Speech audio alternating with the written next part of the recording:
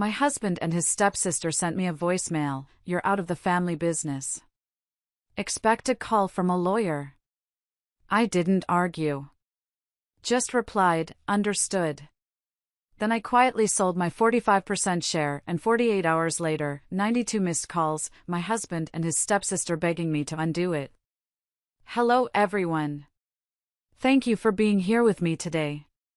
Before I begin my story, I'd love to know which city you're joining us from. Please feel free to share in the comments. Now, let me take you into this story. It's my story, and, well, it's taken me a few years to be able to tell it without my voice shaking. It's funny how your whole life, everything you've built, everything you believe in, can change in the time it takes for a pot of coffee to brew. Or in my case, in the time it takes to listen to a 28-second voicemail. I don't know what it was about that Wednesday morning. It felt ordinary, which is perhaps the cruelest trick life plays on you right before it pulls the rug out. I remember the drive home from my meeting with Thompson Manufacturing. The sun was warm on my face through the windshield, and I was listening to some old 70s rock on the radio, tapping my fingers on the steering wheel. The meeting had gone well. It was a tough one, convincing a stubborn, old-school factory owner to trust a new software system, but I'd done it. I was good at that, the patient, grinding work of building trust. I pulled into the driveway of the house I'd helped design, a sprawling stone and glass structure that was supposed to be our forever home. I remember kicking off my sensible heels at the door, the familiar click of the deadbolt sliding home feeling like a seal on my little, predictable world. The house was quiet. Too quiet. Preston, my husband, was supposed to be on a conference call in his office, and his stepsister, Corinne, was always in and out, her laughter usually echoing down the marble hallways. But that day, the silence was heavy, like a blanket.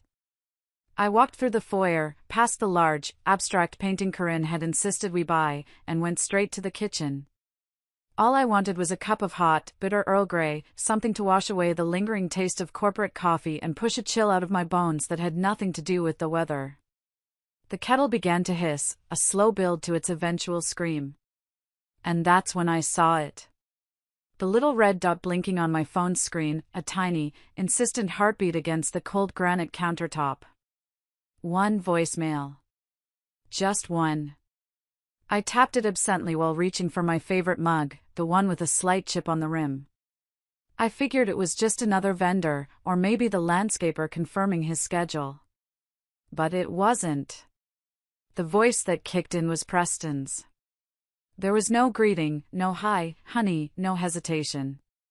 Just his voice, sharp and cold in a way I hadn't heard since we argued about a business loan years ago, a voice stripped of all warmth, all history. You're out of the family business, Audra. Expect a call from our lawyer. The words didn't register at first. They felt like a foreign language. Then, before I could even form a thought, Corinne's voice joined in, smooth and cruel in that polished PR tone she was so proud of. This is final. The board has moved forward. We wish you the best. That was it. The message ended. The timestamp read 10:42 a.m. Stamped on my life like a coroner's report. The kettle started to shriek, a high-pitched wail that filled the vast, empty kitchen. I stood there for a long second, my hand frozen in midair. The sound was deafening. I finally snatched it off the burner, and the sudden silence was even worse. My heart wasn't pounding. It was still, like the breath you hold right before a freefall. My knees felt weak, and I had to grab the edge of the counter to steady myself. I replayed the message. Then again, holding the phone to my ear as if the proximity would change the words. I had to be missing something. Maybe it was a prank. A cruel inside joke I wasn't in on. But no. It was real. Preston's voice, perfectly rehearsed. Corinne finishing the blow like a second shooter. It felt less like a decision and more like an execution. They had practiced this. I could picture them, sitting somewhere, maybe in the very office I designed, with a notepad, rehearsing what to say and how to say it. They didn't even have the guts to call me live. Just a message. Left like a piece of trash on my doorstep. I didn't scream. That's what surprised me. I didn't smash the mug or hurl my phone against the wall. I just stood there, staring at the tea bag I was still holding, watching a single drop of water fall from the kettle onto the floor. My phone buzzed again. A follow-up text? An apology? No. An ad for lawn fertilizer. Of course. My fingers, feeling like they belonged to someone else, hovered over his contact. Preston, my love. That's what it still said. A bitter joke. I hadn't changed it since our honeymoon 8 years ago. My thumb hovered over the call icon, then I switched to messages. My hands were steady. Shockingly so. And I typed one word. Understood. That was all. No begging, no questions, no rage. Just a quiet acknowledgement of the bomb they'd just dropped on my life. I hit send. The message bubble turned blue. Read. Nothing more came. I sank onto one of the kitchen stools, the tea forgotten, the voicemail still echoing in my head like a slow poison. You see, Preston and I had been married for 8 years. We'd built a life, or so I thought. His family owned Axis Logistics. Well, owned is a strong word. When I met Preston at a local business mixer, Axis was a small, struggling local firm his father had started, barely breaking even with 3 rusty trucks and a leaky warehouse. I was working for a national competitor at the time, with a degree in operations management and a fire in my belly. I was the one who saw the potential. I fell for Preston, for his charm and his big dreams. And when we got married, I quit my secure job with its promise of a promotion and a great salary, and I poured everything I had into his family business. I didn't walk into the company as the owner's wife. I entered through the back door, as an operations intern, unpaid for the first 6 months. I remember those early days vividly. Long nights in that damp warehouse, the smell of cardboard and diesel fumes clinging to my clothes. My hands smudged with ink from filling out shipping labels manually because the system was always crashing, while Preston was out at client dinners, charming potential investors. I was the one creating the systems, negotiating with vendors, figuring out how to make 3 trucks do the work of 10. I was the fixer, the one who made the hard parts invisible. Preston and Corinne? They were always at the front.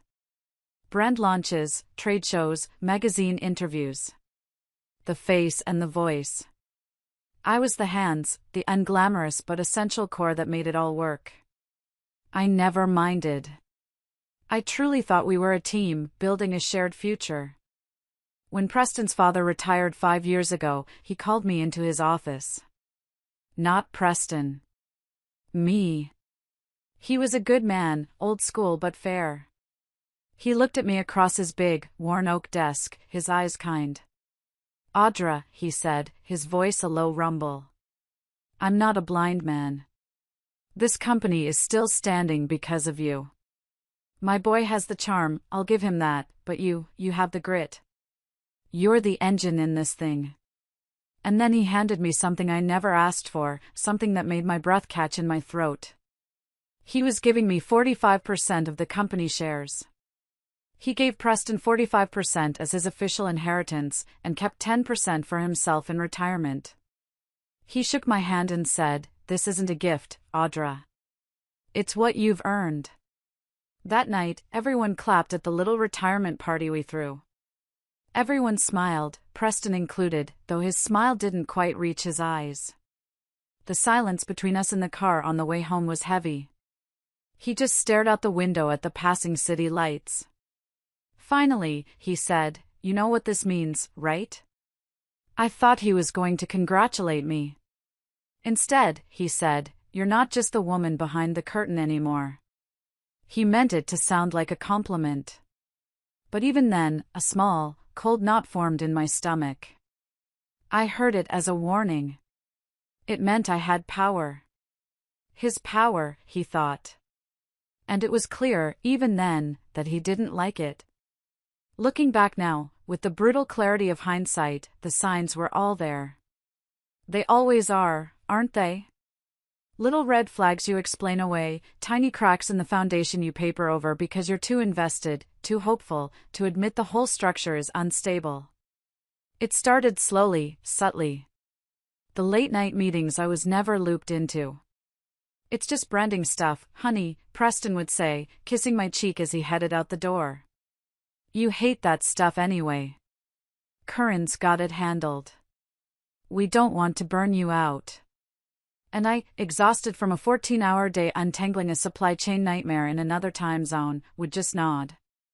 I thought he was being considerate. Now I know the real message was, stay in your lane. Then came the bigger things. I remember one specific board meeting about 2 years ago. We were discussing a major capital expenditure, a new fleet of trucks. I had spent weeks preparing a detailed report, a data-driven analysis comparing 3 different manufacturers, focusing on long-term fuel efficiency and maintenance costs. I presented my findings, recommending the less flashy but more reliable option. When I finished, there was a polite silence. Then Corinne chimed in, all smiles and charisma. "Or," she said, flipping through a glossy brochure, "we could go with the European model. The branding is so much more premium. It's about the image, you know?" I tried to argue, bringing up the data, the numbers. Preston just put a hand on my arm, a gesture that looked supportive to the others, but felt like a restraint to me. "Honey, let's take this offline," he said smoothly. "We trust Curran's vision on the branding front." They chose the expensive European trucks. A year later, 2 of them were out of commission with electrical problems, just as I'd predicted. No one ever mentioned it. The exclusion became more blatant. Board votes were scheduled when they knew I was on site at a warehouse on the other side of the country. "Oh, we assumed you were too buried in the West Coast distribution problem, Audra," Corinne would explain later, all fake sympathy. "We handled it. It was just a formality." But they weren't formalities. They were budget approvals for vanity projects, marketing campaigns I'd never seen, expansions into markets I'd already flagged as unprofitable. I tried to talk to him about it. I remember one evening, I found him on the patio, scrolling through his phone. I sat down and said, "Preston, I feel like I'm being pushed out of the loop on major decisions." He didn't even look up from his screen. "Don't be silly, Audra," he said, his thumb flicking. "You're the backbone of this company. We trust you implicitly with the operations. That's why we don't bother you with the high-level strategy stuff." He made it sound like a compliment. He made me feel like my concerns were an overreaction. Now I see it for what it was. A slow, methodical campaign to diminish my role, to reduce me from a partner to a high-level employee in the company I co-owned. They wanted my work, my expertise, my money, like the inheritance I'd used to save them, but they didn't want my voice. That voicemail wasn't a sudden betrayal. It was just the final, formal notice of an eviction that had been happening in slow motion for years. For 2 days after the voicemail, I existed in a strange, muted fog. I moved through the rooms of my own house like a ghost, the silence broken only by the hum of the refrigerator. I'd pick up a book and read the same page 4 times without comprehending a word. I made coffee I didn't drink, turned on lights in rooms I didn't enter. It wasn't grief yet, it was shock. A deep, cellular shock that left me feeling hollowed out. I didn't cry. It was like my body knew that if I started, I might not be able to stop. On the 3rd day, I forced myself to leave the house. I drove downtown, thinking maybe a change of scenery would help. I ended up at a small cafe I used to love, a place with worn wooden tables and the comforting smell of coffee and pastries. I ordered a grilled chicken sandwich I knew I wouldn't eat and sat by the window, watching the world go on as if my own hadn't just ended. People laughed, couples held hands, businessmen hurried past with briefcases. It all felt impossibly normal. To distract myself, I started scrolling through my phone. Old habits. I scanned logistics reports on my tablet because a part of my brain was still wired to solve problems for a company that had just fired me. The sunlight hit the glass just right, making the screen glare. So I set it aside, picked up my phone, and absent-mindedly opened Instagram. And there it was. Right between a friend's picture of her new puppy and an ad for wrinkle cream. It was a post from the official Axis Logistics account. A glossy, professional photo. Preston, smiling a wide, confident smile that made my stomach churn. Corinne beside him, one hand raised mid-toast, her red dress a slash of color against the muted tones of a fancy restaurant. And between them stood a man I'd never seen before. Tall, silver-haired, wearing a deep navy suit that probably cost more than my first car. The caption read, "A new chapter for Axis Logistics begins with innovation and vision. Welcoming our new strategic partner, Julian Croft." I didn't blink. My thumb froze above the screen. The half-eaten sandwich grew cold on my plate. Innovation and vision. They might as well have posted a video of them driving a knife between my ribs. So, this was it. The replacement. Not a single board memo, not a single courtesy call. They moved on with the kind of speed you only achieve when you've been planning it for months. But it was the picture itself that truly broke me. My operational mind registered the business implications, but my wife's heart registered something else entirely. It wasn't just a corporate photo op. Corinne's hand was resting on Preston's forearm, her perfectly manicured fingers spread possessively. The way he was leaning into her, the shared smile between them, it wasn't the way a man looks at his stepsister. It was the way he used to look at me, years ago, across a crowded room. A wave of nausea, hot and acidic, washed over me. It all clicked into place with a sickening thud. The late nights, he said, were spent closing deals. The branding trips they took together to Miami and Napa. The shared glances across the boardroom table that I had mistaken for simple family affection. This wasn't just a business coup.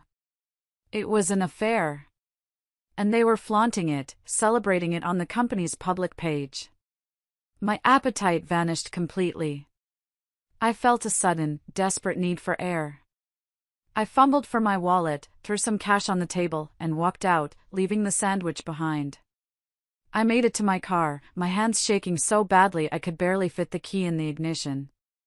I just sat there, the chatter of the nearby street fading into a muffled roar in my ears. I had been too blind, too trusting, too busy running the damn company to see what was happening in my own home, in my own marriage. I wasn't just fired. I was replaced. In every possible way. I drove home on autopilot.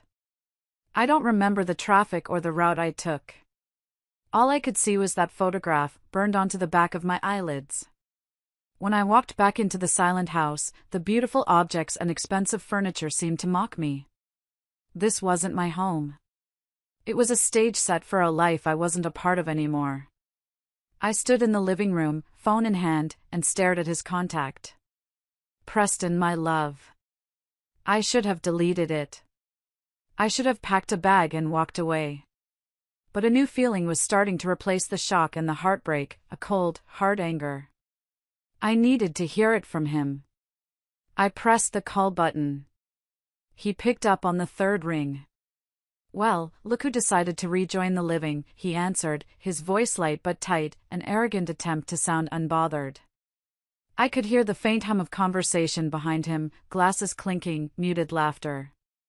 A celebration. The same one from the photo. "What the hell is going on, Preston?" I said. My voice didn't shake. It was calm, cutting. He laughed softly, a condescending sound that made my skin crawl. "Audra, don't be so dramatic. It's just business. Things are moving quickly right now." "Quickly?" I shot back, the calm starting to fray. "You brought in a new partner without informing me. You posted it on Instagram. I still own 45% of this company." "Technically," he said, stretching the word out like taffy, as if he was explaining something to a child. But let's be honest, you've been disengaged for a while now. We needed someone with actual strategic direction. Someone who sees the big picture, not just the spreadsheets. The insult, so practiced and casual, was breathtaking. And then, as if on cue, Curran's voice chimed in, louder, closer to the phone, dripping with fake concern. He's right, Audra. You were always better at the day-to-day stuff, the nuts and bolts. You were never a visionary. We just didn't want you to feel overwhelmed. She paused, then added the final twist of the knife. Anyway, no hard feelings. No hard feelings. The two of them, my husband and his stepsister, celebrating their victory, their affair, their betrayal, telling me no hard feelings. I felt something inside me break. It didn't crack loudly. It didn't shatter all at once. It just snapped quietly, like a tired thread giving way after holding too much weight for too long. They weren't just pushing me out of the business. They were rewriting our entire history, painting me as a simple-minded functionary who couldn't keep up.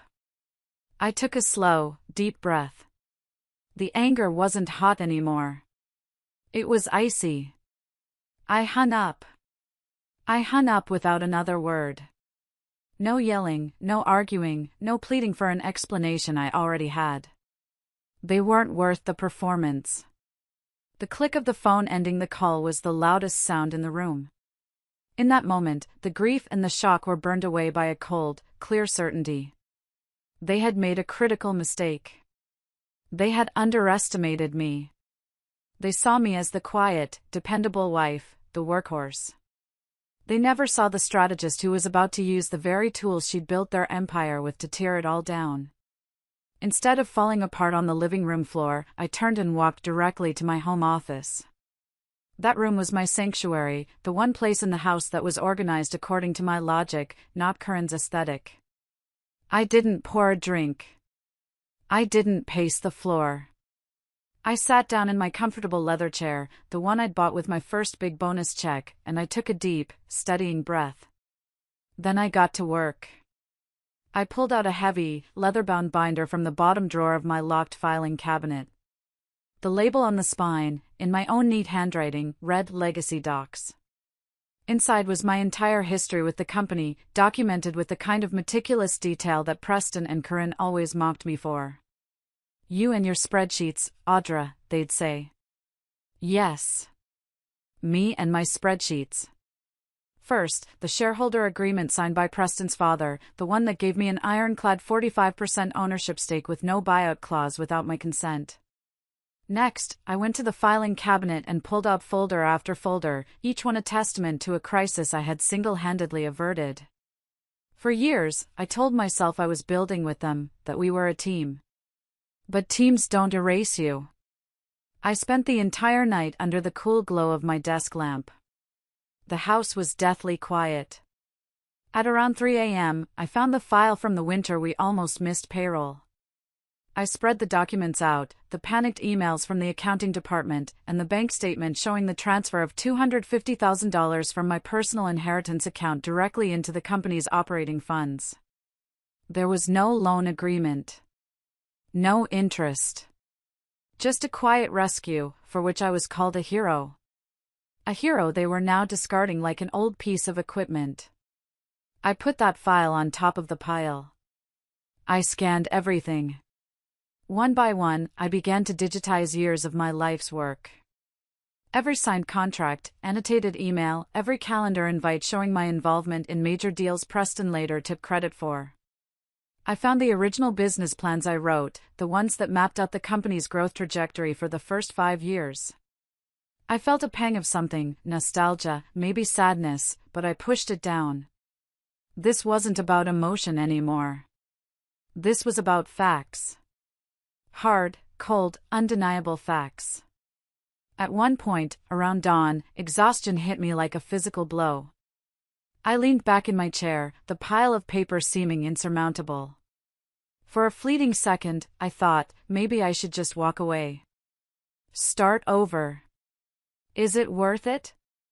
Then I pictured their smiling faces in that Instagram photo, toasting to their new chapter. and a fresh wave of resolve washed over me.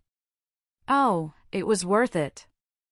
I created a new folder on my laptop, a fortress secured by 3 different passwords. I labeled it Reclamation.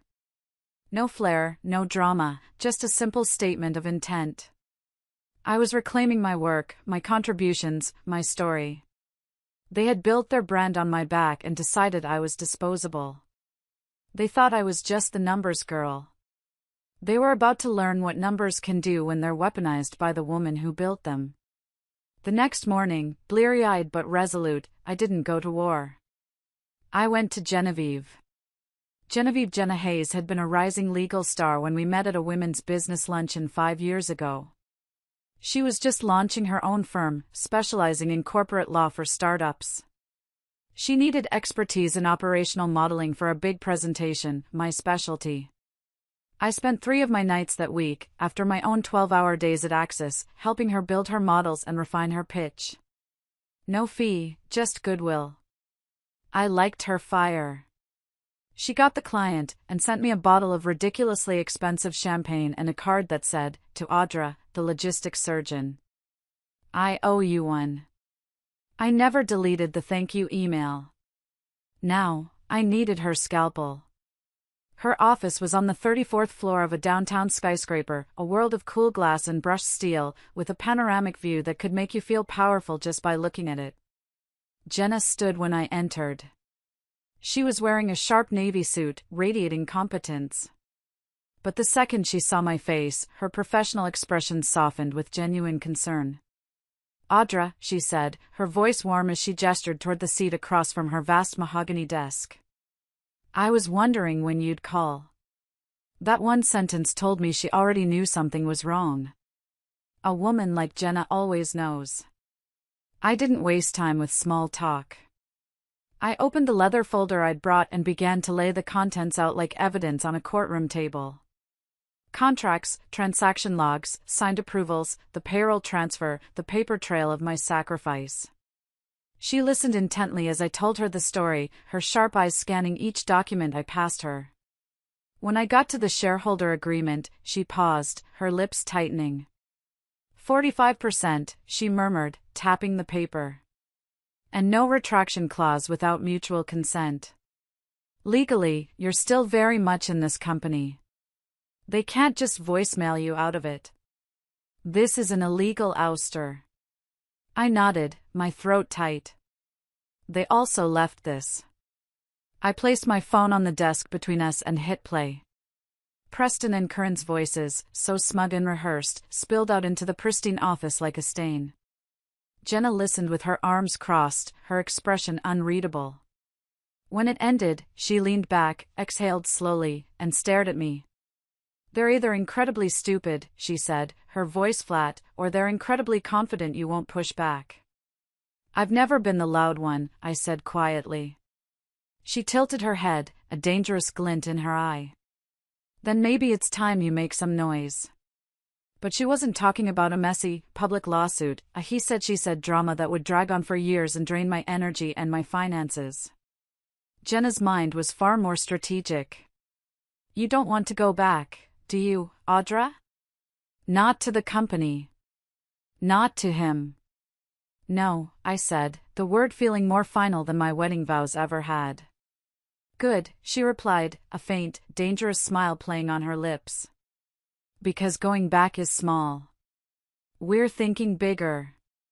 She explained it with clinical precision. I didn't need to fight them for my old desk.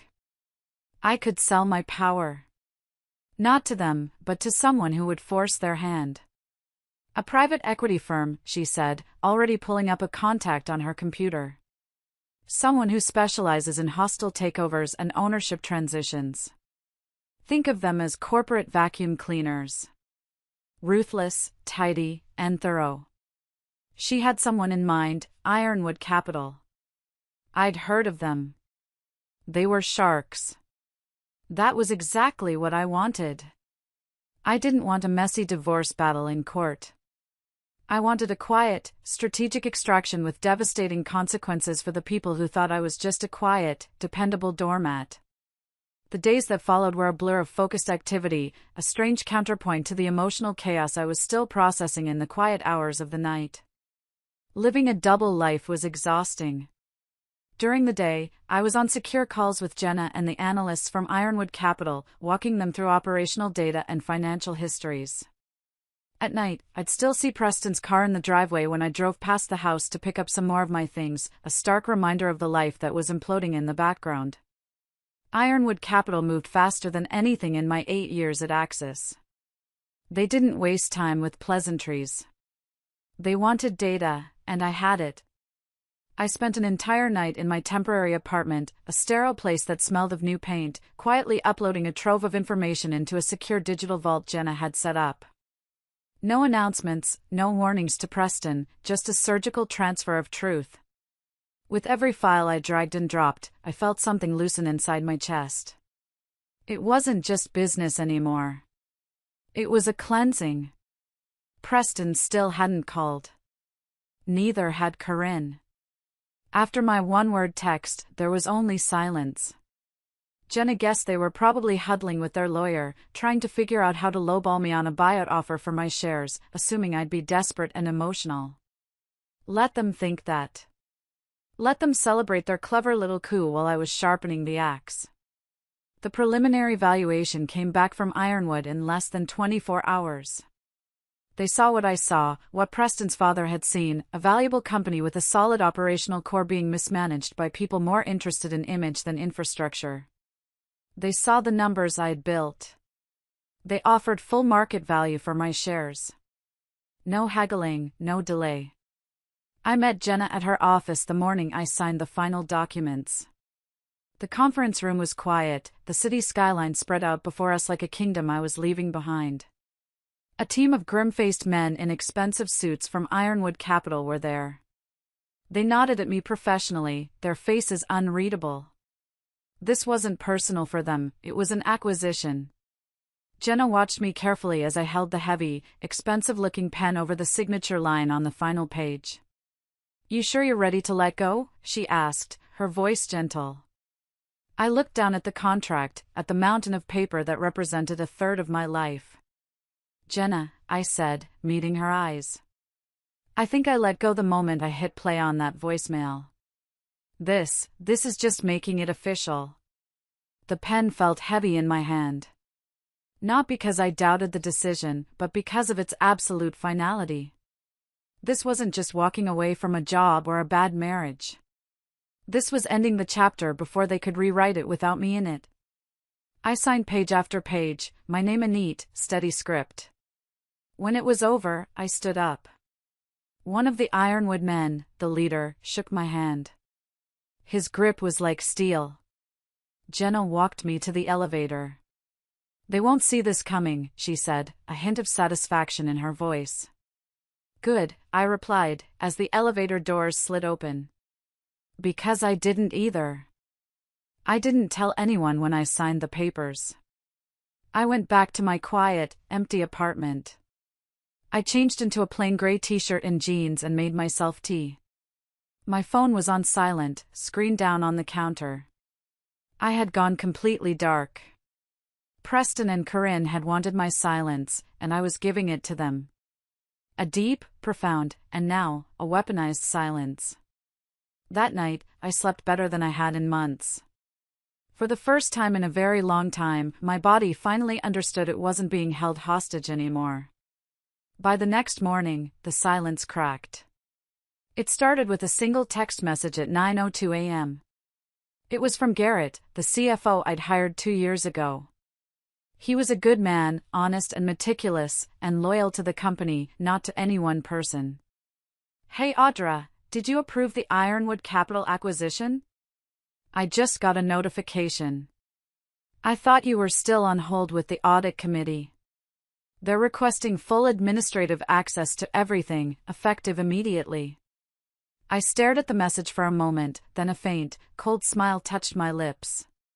The ripple had begun. Ironwood didn't waste a single second. They weren't just acquiring my shares, they were acquiring my power. They now had the legal right to see the whole boardroom from my angle. And they were exercising that right with brutal efficiency. I was in the grocery store later that day, trying to do something normal, trying to pretend my life wasn't a battlefield. I was standing in the produce aisle, trying to decide between organic and regular spinach, when my phone started buzzing in my purse. It wasn't one buzz. It was a cascade, a frantic, non-stop vibration. I pulled it out. A text from Corinne. Then another. A missed call from Preston. An email from their lawyer with an urgent subject line. I ignored them all. I calmly selected the organic spinach. As I walked to the checkout, the buzzing continued. By the time I got to my car, I had 7 missed calls and 15 new text messages. They were discovering that the locks to their kingdom had been changed, and they didn't have the key. The best text was from Corinne. Did you seriously just sell to Ironwood, Audra? They're tearing apart our budget. What is wrong with you? I left it on read. By the end of the day, my missed call log looked like a stock ticker. Preston. Corinne. Their attorney. The HR director. Even Preston's mother, who never called me unless she wanted something. It was all happening faster than they could process, because they hadn't planned for me to leave strategically. They expected me to crawl away wounded, not walk away holding the detonator. They thought they had cut me out, but what they had actually done was invite a wolf into their henhouse. And I had gladly held the door open. The weekend was a storm of digital noise. My phone buzzed and chimed so relentlessly that I finally just turned it off and threw it in a drawer. I needed peace. I took a long walk on the beach, letting the salt spray and the cry of the gulls wash over me. I read a book. I cooked myself a decent meal for the first time in what felt like a year. I was letting the chaos they created build to a crescendo without my involvement. By Monday morning, when I finally turned my phone back on, it took nearly 5 minutes to boot up, overwhelmed by the backlog of notifications. I had 92 missed calls. Voicemails, texts, frantic emails. The sheer volume of their panic was almost comical. They had poked the bear, and now they were shocked that it had mauled them. I let it ring a few more times before I finally answered. It was call number 93. Audra. Preston's voice was frantic, a raw, panicked sound I'd never heard from him before. It was stripped of all his usual smooth composure. Audra, you have to talk to me. You have to call them off. I said nothing. I just sat at my small kitchen table, sipping my tea, and listened to the sound of his panic. It was a strangely unsatisfying sound. It didn't make me feel powerful, it just made him seem small. They're freezing our accounts, he rushed on, his voice cracking. Our marketing funds, our discretionary budgets, everything's locked. They're asking for invoices I've never even seen. They're talking about a forensic audit. Corinne is a mess. She's been crying for 2 days. As if I was supposed to care. Corinne's voice suddenly jumped in from the background, shrill and accusatory. They're talking about breach of contract claims. Do you understand what you've done? You've ruined us. I took another slow sip of my tea. You made it perfectly clear, I said, my voice as calm and even as a frozen lake. I wasn't part of the business anymore. I figured I should act like it. That's not what we meant. Preston snapped, grabbing the phone back. You know that's not what we meant. I almost smiled. You said it in a voicemail, Preston. It seemed pretty clear to me. You even had your lawyer ready. There was a long, strangled pause on the line. I could hear Corinne start to sob loudly in the background. You sold us out to vultures, Preston said, his voice lower now, full of disbelief. They're threatening to restructure the entire company. They're looking at everything. Old budgets, my travel expenses, vendor payments. He trailed off, and I knew he was thinking about all the things he didn't want anyone to see. Good, I said. Maybe they'll find what I found. We didn't mean to push you out like that, Audra, Corinne wailed, obviously on speakerphone now. Things were moving fast. No, I cut in, my voice losing its calm for the first time, replaced by something cold and hard as steel. You meant it. Every word. You wanted me quiet. Gone. Erased. You wanted my silence without earning it. I stood up, pacing my small kitchen, the finality of it all washing over me. Now you're going to learn what silence costs. I hung up. I set the phone down on the counter and walked away. The buzzing started again almost immediately, but I ignored it. It was just noise now. The real conversation was over. The storyteller's voice slows, becoming more direct and intimate with the audience. If you're still listening, could you do me a small favor? Please like this video and comment the number 1 down below. It lets me know you've given me a like, and more importantly, that you're here with me on this journey. Your support is a tremendous encouragement for me to keep going. Just comment the number 1 and listen as I tell you the rest of my story. A week later, Jenna sent me another password-protected email. The subject line was simple: Findings, Phase 1. I sat in my small apartment office, the only light coming from my monitor, and read through the summary report. My breath caught in my throat. I knew it was bad. I had no idea how bad. Ironwood Capital's forensic team had been, as Jenna promised, ruthlessly thorough. They weren't just looking for accounting errors, they were digging for deception. And they found it in every corner of the business I had once held upright. It was a masterclass in corporate greed and personal entitlement. The first major red flag was the travel and entertainment budget. Over the last 18 months, nearly $430,000 had been funneled into global expansion initiatives. Most of which, it turned out, were luxury retreats for Preston and Corinne. Influencer summits in Bali where the only business was getting spa treatments. Private excursions to wine regions in Italy that had nothing to do with logistics or operations. Expense reports told the whole sordid truth. Corinne was the biggest offender, a true artist of fraud. She'd been submitting overlapping invoices, booking trips through her personal assistant and then again through the company card. Duplicate entries, slightly altered descriptions. A 5-star hotel in Tulum was listed as client meeting venue in one file and leadership wellness stay in another. My favorite was a spa receipt for a couple's massage and seaweed wraps, billed under market research, Latin America expansion. I remembered that trip. They came back tanned and laughing about the synergy they'd discovered. Preston's name was all over the approvals. He'd co-signed half the reimbursements. Backdated others. Jenna highlighted one of his emails to the accounting department: clear this for optics, but flag as internal. What that meant in practice was, don't ask questions, just make it disappear. But the most damning discovery, the one that made me feel physically ill, was what they found in the company's rental agreements.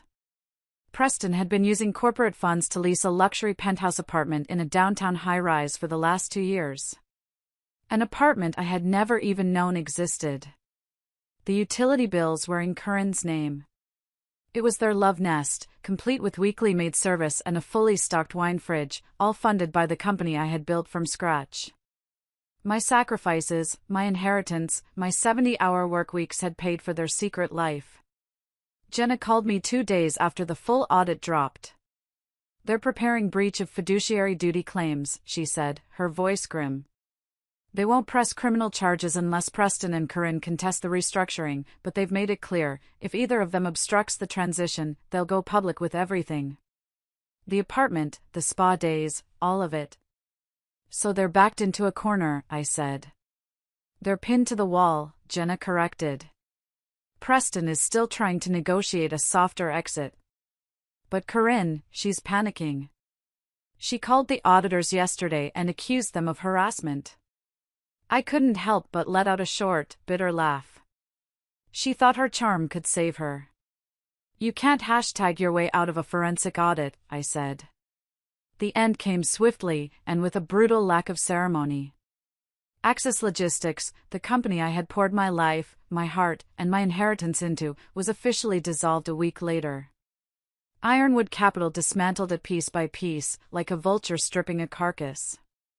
The parts that were healthy, the logistics core, the contracts I'd cultivated, the vendor relationships I'd maintained, were salvaged and absorbed into a leaner, more efficient division under new, competent leadership. The name Axis was removed from every document, every title, every digital footer. The brand they were so proud of, the logo Corinne had spent $100,000 designing, was gone. Erased. Corinne was fired for cause, for gross misconduct and embezzlement. Jenna told me she was escorted out of the building by security, clutching a small box of her personal belongings, tears streaming down her face. Preston was placed on unpaid leave, and within a week, he quietly agreed to withdraw from the company completely. He signed an ironclad non-disclosure agreement and walked away with nothing but the threat of public prosecution hanging over his head if he ever spoke a word of it. And then, on a rainy Tuesday, the final notice came, delivered by a courier with tired eyes and a rain-speckled envelope. It wasn't a business document. It was from Preston's new lawyer. I already knew what it was before I opened it. Petition for dissolution of marriage. Divorce papers. He cited irreconcilable differences. There was no mention of his affair, his theft, his betrayal. Just cold, legal language to end the life we had shared. The last time I saw him was in a sterile conference room 2 weeks before the papers arrived, a mandatory mediation session that our lawyers insisted on. He wore a pale blue blazer and no tie. He looked smaller, deflated, without the armor of his confidence and stolen success. He wouldn't meet my eyes for the first 20 minutes. Finally, he looked up, his own eyes red-rimmed. "Do you hate me?" he asked, his voice barely a whisper. I looked at him, really looked at him, the man I once built a life around, now a stranger sitting across from me. And I was surprised to find the anger was gone, replaced by a vast, empty space. "No, Preston," I said, and it was the honest truth. "I don't hate you. You're not important enough to hate. I just don't respect you anymore." His eyes welled up, but he blinked the tears back. "You didn't even give me a chance to explain." "You explained with a voicemail," I replied, my voice flat. "You made your decision. All I did was believe you." That was the last real conversation we had. I didn't contest the divorce. Jenna said we could fight, that we had leverage for days. But what was the point? I didn't want his money. I just wanted to be free. I let him have the house. I just wanted to close the door on that part of my life, and never look back. Now, I live in the quiet. The kind that doesn't feel empty, but feels earned. It's been 3 years. I sold that big, silent house full of ghosts and moved to a small town on the coast, a place where you can smell the salt in the air and the loudest sound at night is the crickets. My house is modest. 1 floor, broad windows that look out onto a garden I planted myself, no marble, just warm wood and clean lines and space that breathes. I wake up with the sun, no alarms, no board calls, no tension coiled in my spine before my feet even touch the floor. I didn't just leave the company. I left the version of myself who thought her worth was measured by her productivity, the version who begged to be seen. The mornings are slower now. Coffee brewed on my schedule. I started my own small consulting firm, just me and 2 sharp young analysts I trust implicitly. I named it Crosspoint Consulting. Not because I needed my name on a door, but because I wanted it to stand for something grounded. A pivot point. A clean line from disaster to decision. We don't pitch dreams. We patch holes, quietly and thoroughly. I've become the person you call when you're 2 bad quarters from collapse and need someone to cut through the noise and find the foundation. I'm not flashy. I don't sell visions. I offer survival and then stability. And they listen, because unlike Preston and Corinne, these founders and CEOs know what it costs to build something real, something that doesn't crumble under the weight of ego. Sometimes I get calls from people who used to be on the board at Axis, people who used to ignore me in meetings. CFOs who used to nod politely and then dismiss my concerns. Now they call asking for my input, my feedback, my time. One of them actually said, "I wish we'd appreciated you more back then, Audra. We were all fools." I keep those calls short. Respectful, professional. But I don't pretend to forget. I'm not angry anymore, but I remember everything. I kept one photo from that old life. Just one. It's not from our wedding or some fancy gala. It's a blurry snapshot from a night in our first tiny, rented office when the power went out during a storm. Preston and I were working by candlelight, laughing as we handwrote shipping labels to make sure a critical order went out on time. Before the brand deals, before the boardrooms, before the betrayals. That was us at our purest. I keep that photo in a drawer. Not because I'm hiding it, but because I've learned to carry the past without letting it decorate the present. This life is quiet. It doesn't trend. It doesn't sparkle. But it's mine. And the best part? I no longer fight to be noticed, because I finally see myself. And that's enough. Thank you for listening. Thank you for being here with me today. If my story resonated with you, I'd be so grateful if you'd subscribe and maybe share it with someone who needs to hear that it's possible to build a new life from the ashes. Take care of yourselves.